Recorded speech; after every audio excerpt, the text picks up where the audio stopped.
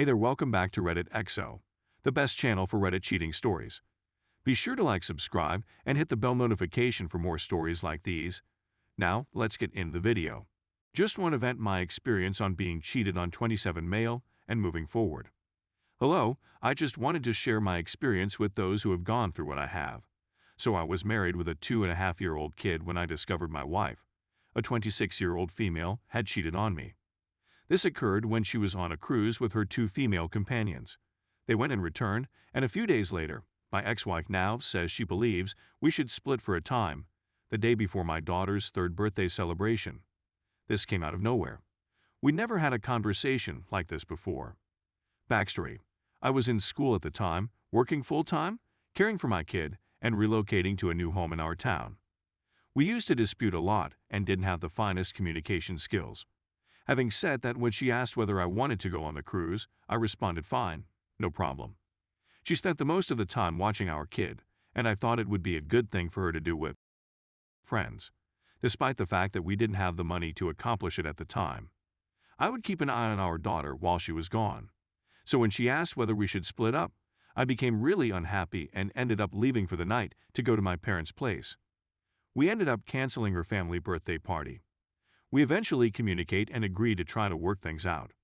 So I located a marital counselor and scheduled an appointment for us that week. We went for about 3 to 4 weeks till I discovered the true cause for her want to divorce. The 2 buddies she brought on the vacation were mutual friends of mine, and we all worked together at the time. Friend 1 was behaving normally. Friend 2 was wary of me since she knew of my ex-desire wives to divorce me. She knew we were going to therapy and inquired how things were doing. I told her that I felt everything was going fine. Also, my wife was telling me at the time that friend 2 was behaving strangely on the trip and was furious with her and friend 1. I didn't really reveal anything else. So fast forward to me and friend 2 chatting at work, and I inform her that friend 1 and my ex-wife were traveling to another city for a ladies' vacation the next week. That's when she tells me, reluctantly, about a man whose name I'd never heard of before. She had been discussing it with my then wife, attempting to get her to tell me the truth. My ex-wife had informed her that she had stopped talking to him and would not be doing anything else. She also said that friend 1 had slept with a man on the trip and that they were attempting to get friend 2 to join them with the 3rd guy.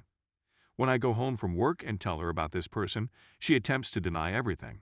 I pressed her more, and she ultimately admitted to sleeping with him on the vacation. She was also continuing chatting and messaging him on a regular basis while we were in marital therapy. That same day, I moved out and hired a lawyer. We promised to share custody of our kid until we resolved everything. We spoke about our relationship for a long time and eventually decided to attempt to reconnect a few weeks after I moved out. I drove all the way to our home. I had moved in with my folks 4 to 5 minutes before. When I arrived, I asked whether we were going to do this. You stopped talking to the man and buddy 1 with whom you did all of this. She wouldn't do it. She wouldn't stop talking to him and her in order to save a 9-year relationship. That's when I realized she wasn't who I thought she was. The next months were agony on earth. She would trick me into minding our kid on her days off so she could see her new lover up north. Lies upon lies upon lies. She hasn't spoken to her buddy 2 since she informed me what occurred. At one time, she told me it was my fault since we didn't communicate properly and would quarrel. Make my life a living misery. Fast forward, through it all, friend 2 and I became even closer friends and began dating. We've been in a relationship for almost a year. She is a lovely lady who shares my moral principles and loves my kid as much as I do. I have joint custody of my kid, which I like. I keep wondering why this happened to me, but I've realized it's made me stronger. She was incorrect, and no matter how awful she claims our relationship was, it doesn't justify the lying, cheating, and manipulative conduct she subjected me to. Also, around 9 months after everything, she crawled back to me, claiming everything was a mistake and she was sorry and so on. She had stopped communicating to him a few months after everything had happened because she wanted to sort things out. She revealed her real nature to me while I was weeping my eyes out after discovering the infidelity and her spitting all over me. Sorry for the lengthy read. It felt nice to get everything out there. I'm at a good spot in my life, with a lovely wife and a kid who loves me. Story 2. Partner of 3 years cheated on me while I was helping refugees. Hello. I'm distraught and feel as if my soul has been torn from me. I was incapacitated for weeks when Russia invaded Ukraine and conflict broke out. I'd eventually realized I needed to do something, so I traveled to Ukraine for a few weeks to assist my family and others. My girlfriend was supportive and would email me every day for weeks saying I'm a hero and that she loves me, misses me, and wants me to send her Snapchats every day. She was sending me the sweetest messages, and we were in constant contact. Then, just 3 days before my flight home, she stopped talking to me and answering the phone. She responded twice over the following 3 days, the first time with, "We will chat later," and the second time with, "Give your travel details." I said a few days before she ghosted me that it gives me tremendous comfort to know there is someone waiting for me and how much I miss her. She suggested we take the day off and simply snuggle. She eventually abandoned me at the airport and never picked me up. It was very painful. When I got home to our house, she wasn't there either. I recalled we had location sharing turned on, so I went to a random spot in town. It took me to some strange flats, and I never saw her automobile. I continued phoning her around 1 a.m. to urge her to come over and speak about what was going on, but she shut off her phone and I went home. I called her grandparents the following morning to find out what was going on, and they were unsure. They called her younger brother, who stated she was staying at a family friend's home. Later in the day, she eventually returned home when her grandmother persuaded her not to break up over the phone. When she told me to sit and that we needed to split up, she was absolutely cold-hearted and showed practically no emotion. She said that we are two distinct persons who must go our own ways.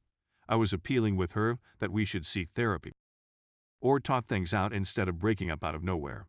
She felt a lot of shame and offered to take everything we purchased together and pay for someone else to go on our next vacations together, as well as remain in our house for a few more days if I wanted to. I asked if we could go for a walk and chat about what was going on, but she said no since she needed to do errands and attend a friend's party. And she was cold and unloving, and she departed. When I left, there were no difficulties, and we were extremely close.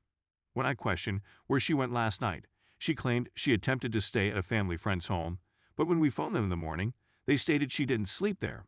She refuses to respond and has departed without explaining why she lied about who and where she slept with.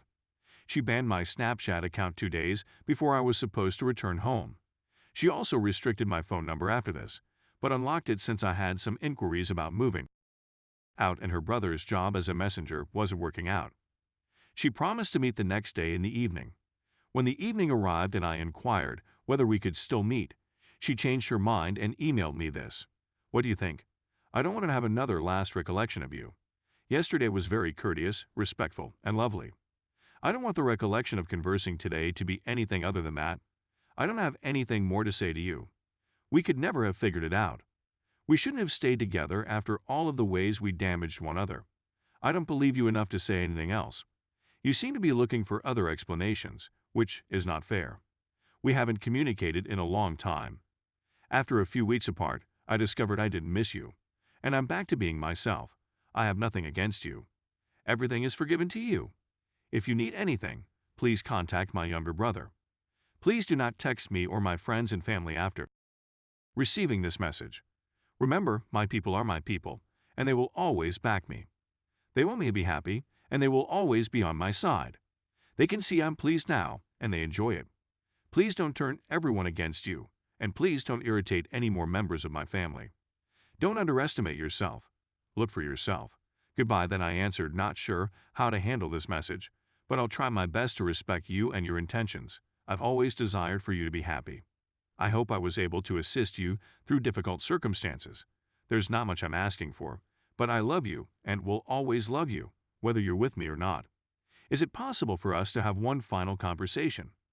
Last year was difficult for her since her mother died at the age of 50 from a rare brain condition. We needed to plan her funeral and bury her. But for the remainder of the year, I remained at her side while she battled suicidal despair. I did all I could to help her, even if it meant losing myself in the process. She improved after the new year. I was trying to concentrate on myself when the conflict broke out, and she encouraged me to go aid the refugees. Why would someone be so callous after 3 years together and not care to provide any closure? We were best friends, soulmates, and lived together for over 3 years. After I returned after assisting refugees, I planned to make a proposal.